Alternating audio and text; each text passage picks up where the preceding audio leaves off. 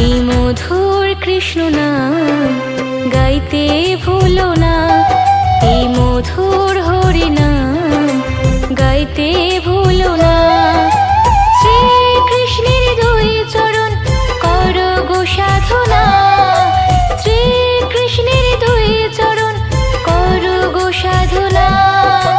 মধুর হরি নাম গাইতে ভুলো না, এই মধুর